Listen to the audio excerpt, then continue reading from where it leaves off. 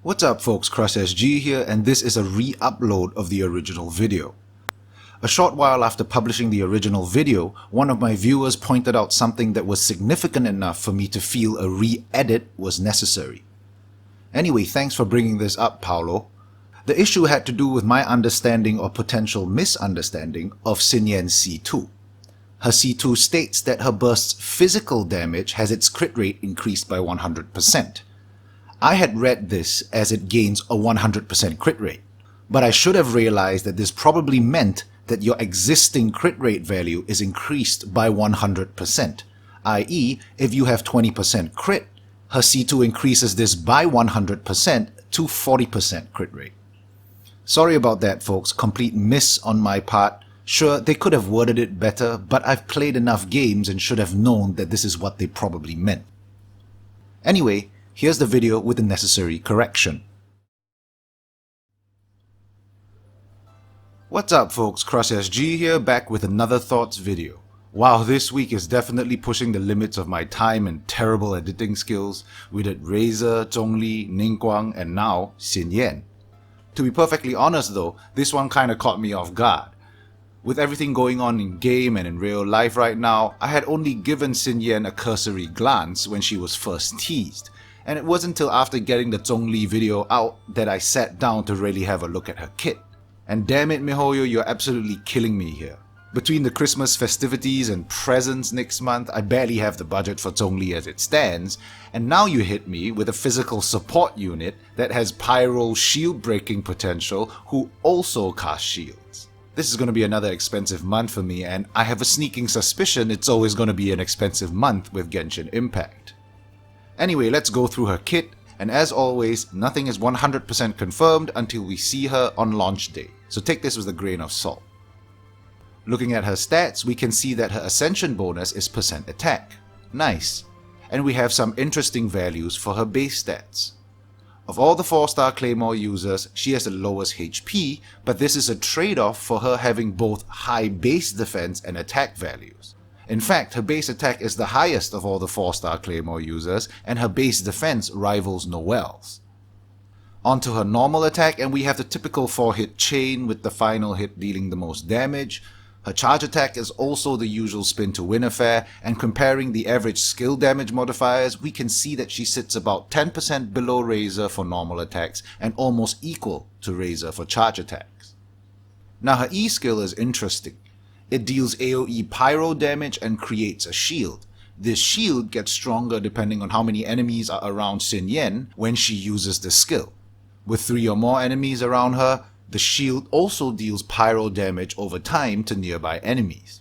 As a pyro shield, it of course has a 250% damage absorption against pyro, and the strength of the shield scales with her defense.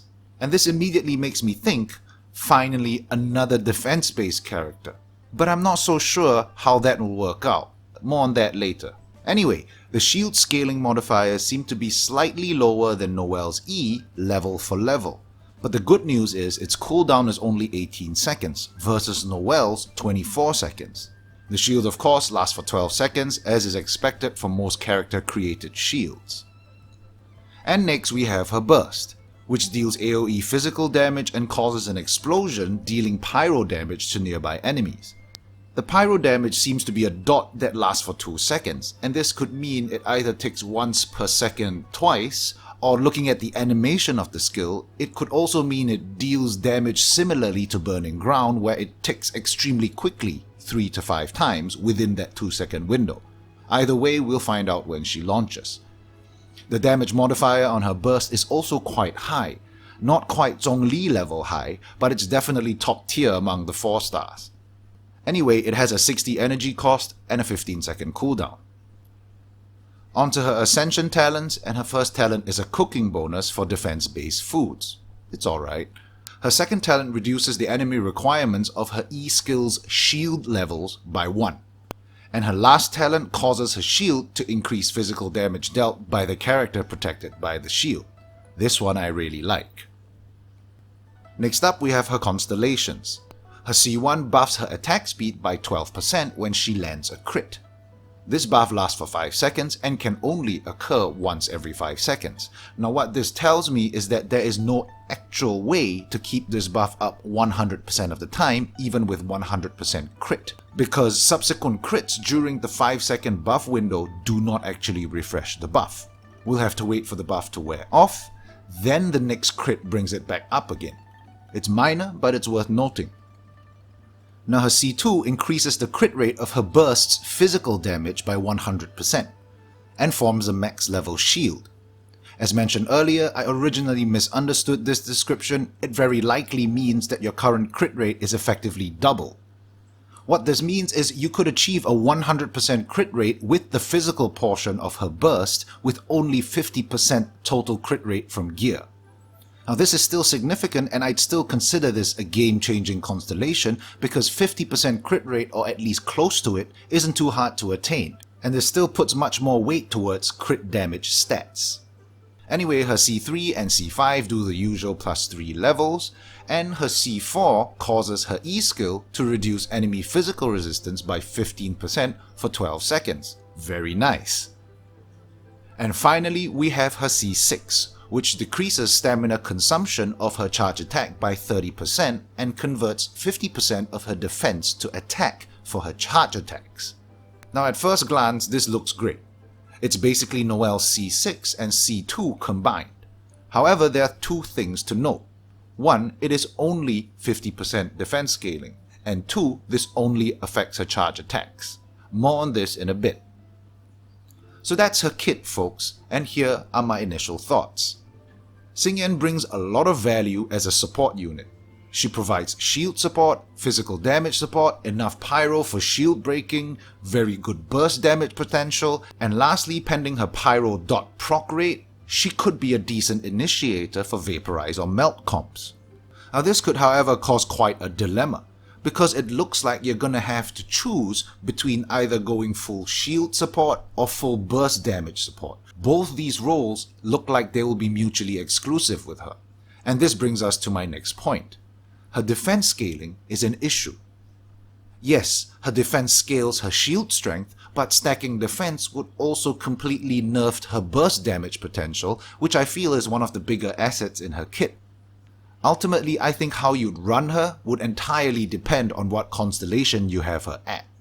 For me personally, at C0 or C1, I'd probably build her for full shield and buff support, as well as for shield breaking duties for any physical primary carry.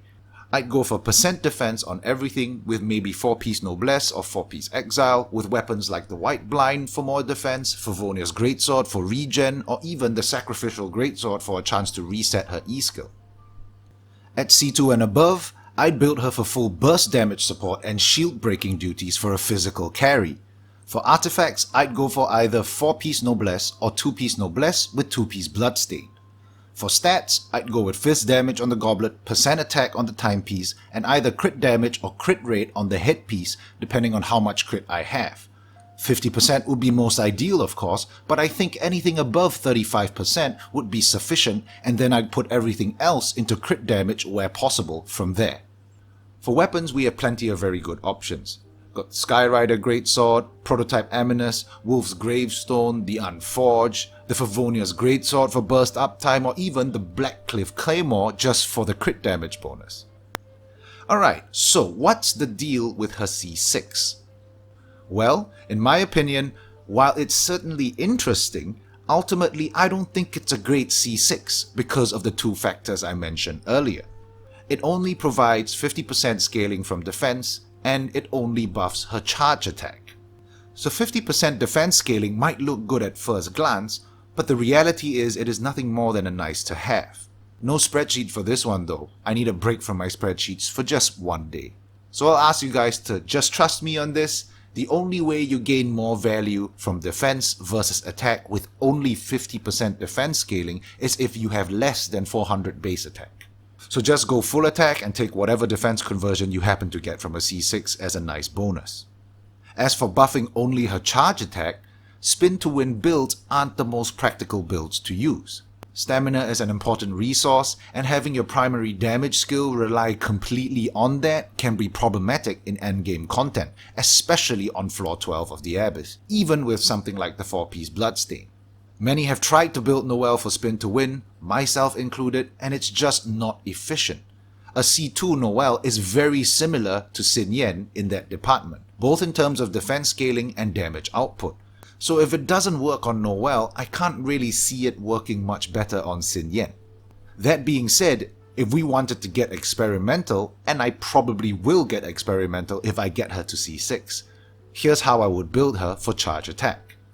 First off, I'd run her with a physical electro carry like Razor or Fischl, though I think Fischl might actually be better suited for this particular setup. I'd have Xinyan in 4-piece Bloodstain with the Skyward Pride, physical damage goblet, percent attack timepiece, and a crit rate hit piece. My rotation would then be to pop Diona's Burst, then either pop Fischl's Oz or set off Superconduct with Razor, and then immediately swap to Xinyan. From here, we use her burst and immediately go into a charge attack spam until Superconduct wears off, pop her E skill, and swap back to Fischl or Razor for more damage spamming. Rinse and repeat. Let's break down how it works. With her burst having a very high chance to crit, starting her rotation with it deals a nice chunk of damage and will often give her the 12% attack speed buff. Additionally, the sheer damage of her burst could potentially kill 1 or 2 targets if there are multiple targets on the field, thus also giving you the 4-piece Bloodstain buff.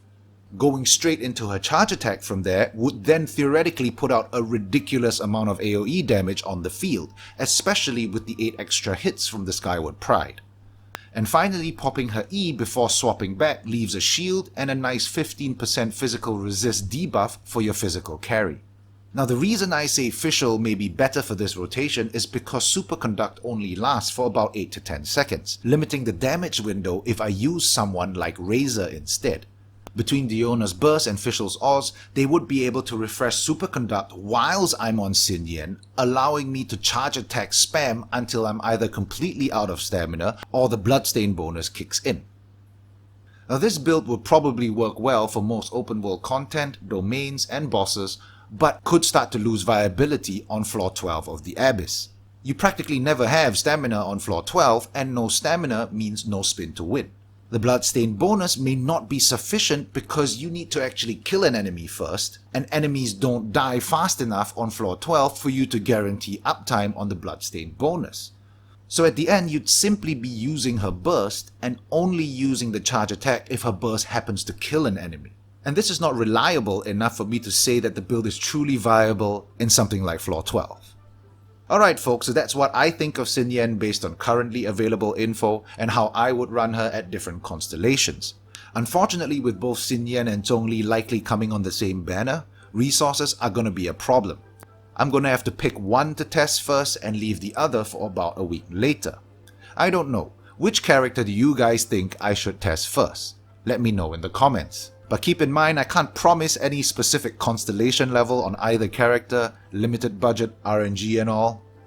Anyway, that's all for today folks. As always, thumbs up if you liked it, thumbs down if you didn't, share my videos with your friends, crush that subscribe button, and I'll catch you guys in the next one.